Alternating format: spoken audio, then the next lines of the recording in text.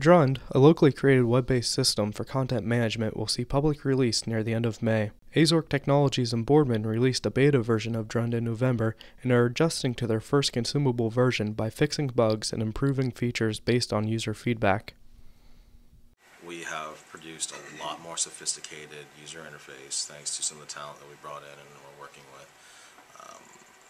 There's a lot of permissions that we've started to add on, a lot more control, a lot more complicated publishing aspects. The file system has now been integrated with third-party solutions like Dropbox.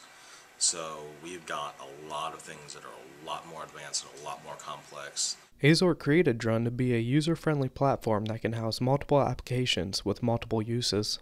Try to make sure that you're attaining the original vision without diluting to too much user feedback. Sometimes it's a fine balance, because just because some people say to do it and request it doesn't mean you actually have to do that.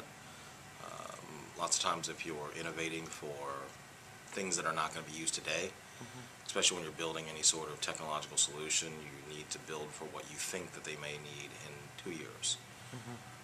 It's a real tough balance. The Azork team has traveled all over the country meeting with technology companies and investors who support Drund's purposes of putting users as a first priority. Put the foot forward to say, hey, you are important. The user is at the highest level of importance for us, not our brand. He is hopeful that the success of Drund and Azork Technologies will attract other companies to the Mahoning Valley region. We feel very lucky and fortunate that we've gotten as far as we have from the place that we're at, without the Silicon Valley networks, without the Boston, New York networks, which are the hubs. And those are things that what we want to do is primarily highlight that you can do it from Ohio.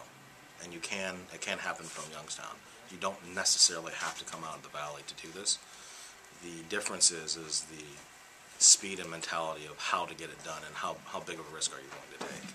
So we've taken a really big risk, but at this point we've been paid back on some pretty big rewards.